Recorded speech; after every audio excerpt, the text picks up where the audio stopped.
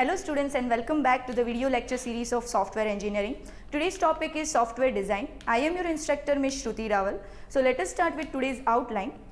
In today's lecture, the things that we are going to study is, the first thing that we will study is what do you mean by design, okay, that why we need designing in software industry. The next thing that we are going to study is the characteristics of software design. The next is design models. We have some design models that we need to study. And the last thing that we are going to study is designing concept. Okay, so when you are designing, you need to incorporate as many as design concepts that we will study in today's lecture, right? So this was today's outline. Let us start with topic, that is what do you mean by design. Now the first thing that comes to your mind after reading this word is what do you mean by design in software engineering.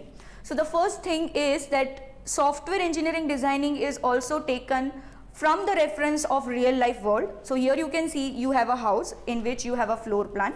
You have the first floor design, also you have a second floor design, right? So this architecture of building a house is taken as a metaphor in our software industry also, wherein in software industry basically designing a software is taking the requirements of the customer and it is basically translated into the blueprint for constructing a software, right? And what does this blueprint of software gives you? As you can see that before actually developing a house, we need to see that how our house will look like, or what will be the structure of our house, what are the rooms that are accommodated, or what is the actual floor plan of our house. Similarly, in software we need to understand what are the components that we will use in our software, how that components will interrelate with each other. So basically it will give you an holistic, or you can say an entire view of viewing the software before actually developing it.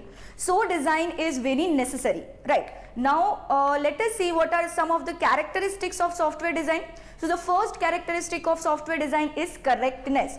Now whenever you are developing software design, the first thing that you must incorporate is all the requirements of your customer should be taken into consideration, and your design should be correct, right? It should not contain any inconsistency, or you can say errors, because if there are errors in your software design, that errors will be propagated to the implementation phase and your coding will ultimately have errors, right? So the design that you make should be correct. The second is completeness. Again, completeness means that you must not make a design which is incomplete, because if there is an incomplete design, you will again do the coding according to the incompleteness, and your coding will also get some inconsistency.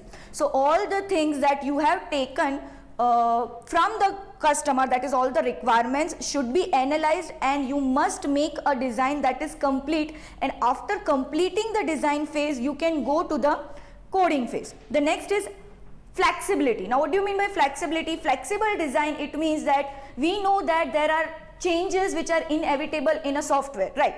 So it is a possibility that even though you have discussed this design with the customer, the design is correct as well as it is complete currently, there may be in future changes requested by your customer which has to be accommodated.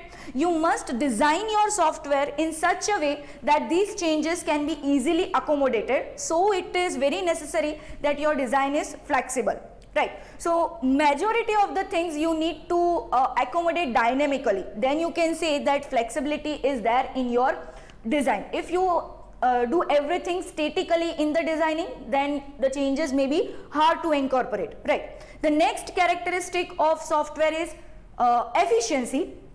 Now as we know that code should be efficient, similarly your design should also be efficient. This is one of the quality attribute that your design must consist, in which if the design is efficient, then that design includes some of the quality parameters like your design is reliable, your design is maintainable, your design has some of the quality attributes like it is very much usable, right? So that all quality attributes consist of your efficiency parameter. The next characteristic of software design is consistency. Now we know that we need to maintain consistent coding, we need to maintain consistent requirement. Similarly, when you are developing software design, there should be consistency in software design, right? So first, for example, at the starting you are taking one of the architecture, let's say you are taking client server architecture, right? Now you have to maintain this architecture throughout the development process. In between you cannot change the architectural style, right? So because we need to maintain consistency, that is a constraint in design, and that is one of the important characteristic of designing. And the last characteristic of designing is maintenance. Maintenance, it means after the design is approved by the quality analyst, after your design has been implemented, it means your design has been converted into code, still you need to maintain the design. It means there will be some updates in the design that you have to maintain, right? So you have to figure out what are the software components in the design that needs to be maintained, that we have studied in the maintenance chapter, right? Configuration management. So there we know that there are some configuration items which are related to the designing also. You have to list out those configuration items. You have to maintain a software configuration item register of that design elements, and you have to update that configuration items on when it is required, right? So that is, you have to maintain the software design along with all the other configuration items, right? So these are the 6 characteristics of software designing that you need to follow while you are designing any software. Now, then what do you mean by design model? Design model is nothing but it is basically the categorization of designing techniques that a designer has to incorporate before doing the implementation, right? So let us see what are the different design models in software engineering. The first one is data design. Now what do you mean by data design? Data design is basically analyzing what are the data structures that you will use and what will be the database designing that you will have, right? And how can we derive this data design? Because designing is the phase that comes after the requirement phase, and in requirement phase we have already written, or you can say that we have analyzed all the diagrams like class diagrams and ER diagrams, and from class diagram and ER diagram we can get an idea that what are the data structures, because we have already specified the data attributes and the properties in class diagram, right? So from that we can get an idea of data structure, and from entity relationship diagram we can get an idea of what will be our database design, that is what are the tables that we will require, right? So that is one of the database, or you can say design model, that is data design model. The next is architecture design. Now what do you mean by architecture design? Architecture design gives you an holistic view of the structure of your software.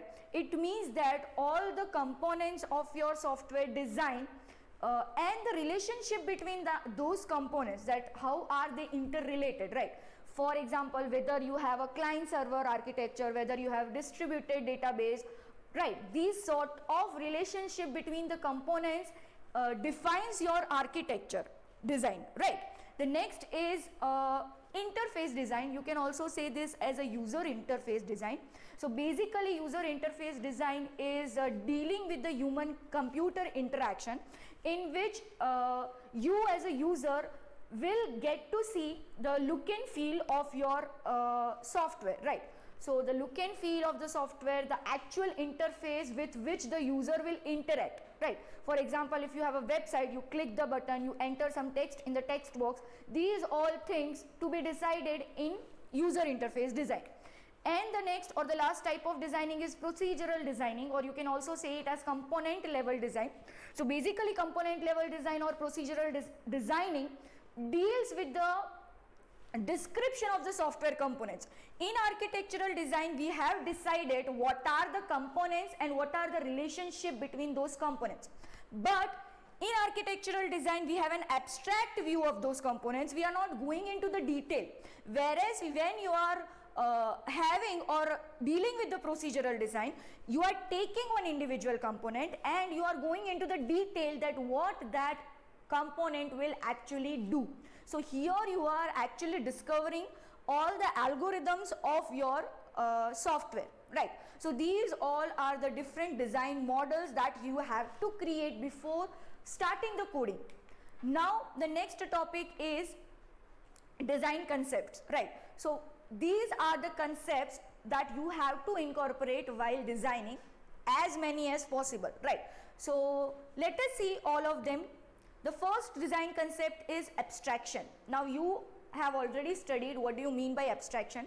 Abstraction, it means you are basically hiding the internal details and giving only the necessary information, right? You are giving an overview of the information and not dealing with the details. The details will be dealt later on, right? Now this is a very important concept while you are designing, because there are two phases. It means there is an abstraction which is very necessary, there is a refinement which is necessary. Both are the contrast of each other, right? This is an abstraction example. You can see this is with respect to the coding. So here you have a class result and you have a main method. In main method you can see that I have created an object B1, right? Now these B1 is an object which is calling basically two of the member functions, input and output. Now this B1 object is basically calling these member functions, but it is not aware that what code these member functions consist of, right? So for B1, input and output are an abstract function. They are not actually showcasing the details of what this input and output is actually performing, right? So this is basically giving you an overview of the designing, right? So whenever you are performing the design in software, you have to give first of all an abstract view, and that abstract view is dealing with your architecture design, in which you are not going into the detail what your component will do, but you are only dealing with what are the components and what is the relationship between those components, right? So that is the first design concept, abstraction. Now the next design concept is modularity, right? We know that modularity is also one of the important concept in object oriented programming, right? So because we know that we want to divide the labor, we don't want to clutter it, right? Because if there is everything written in one, for example, this is one module in which you have taken everything at once, right? So this is a cluttered design, and if you have a cluttered design, what will happen? The complexity of the code, the complexity of designing will increase. When you want to change something, everything will be getting affected, right? Whereas if you are performing modularization, it means if you are dividing everything into modules or different components, when you are performing change in one component, it will hardly affect the change, or if it will hardly affect the other component, right? So that is modularization. You can see here we have an example. So if you don't have a module, it means you have written everything at once, whereas if you have module, you have divided the labor, you are defining that which module is related to which module. So you are actually defining the interrelationship between the modules, right? So here you can see in example, you have one code which is without module and you have the another code which is with module. So the code without module, you can see you have only one main method and you have printf, so you are printing something, right? So everything is written at once.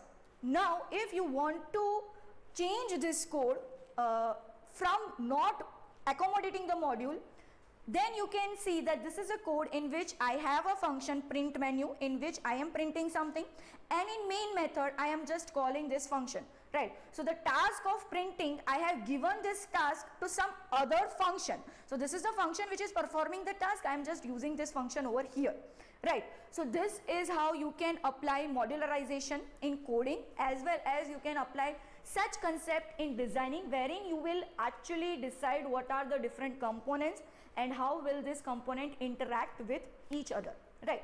The next concept of designing is information hiding.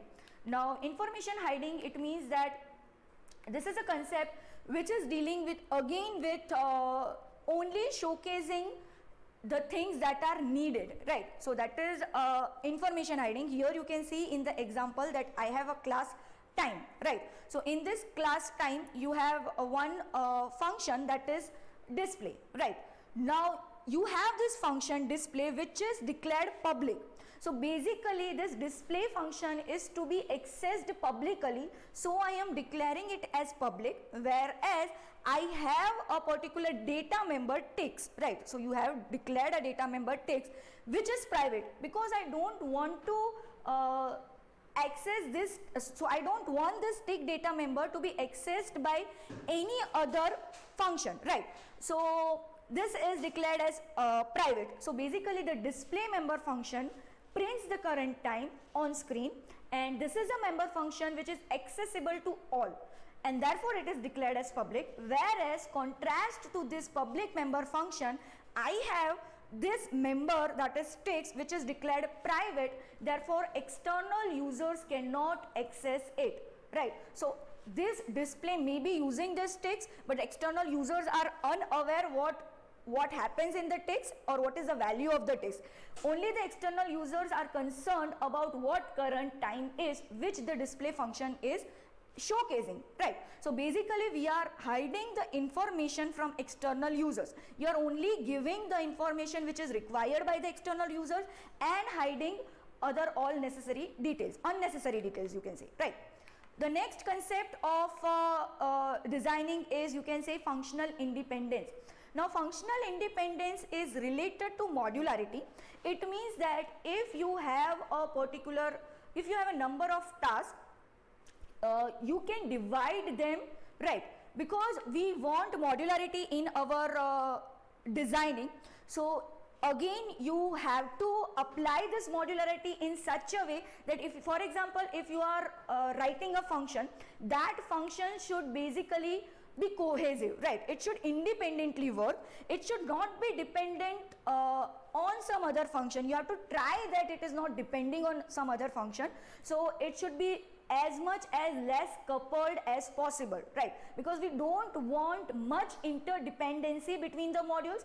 The more interdependency, the more complexity, right? So you have to write a function in such a way that it performs a particular task, and that task is independent of any other function, right? So see, this is an example wherein you have a class and everything is written in this class. So basically this is an example which is not functionally independent. This class basically lacks cohesion, right?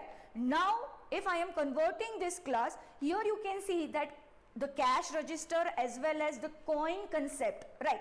All of them are written inside the same class register. Whereas it is a possibility that I can make two classes. The first class is coin and the second class is cash register. Now this coin class is basically consisting of the values related to the coin and the methods to get the value of the coin, whereas cash register is basically concerned with the enter payment detail. So payment detail is something different, coin detail is something different. In the previous class you have actually gathered both of the details in the same class, which is not required because this lacks the cohesion. This is not functionally independent. Multiple tasks are being cluttered into one class.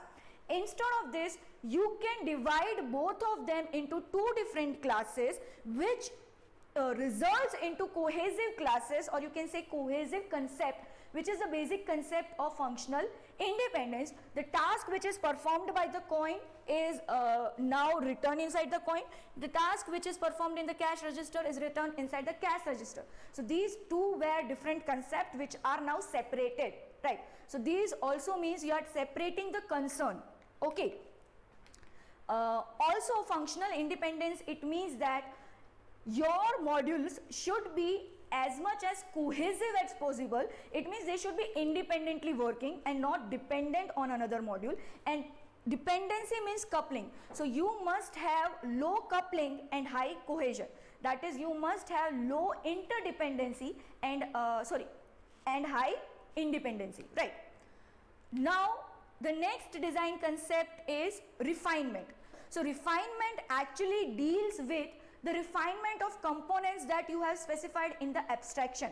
So here you can see I have three concepts. For example, if you are opening a door, that is a real life example, right? So open, if you write open, that is a function.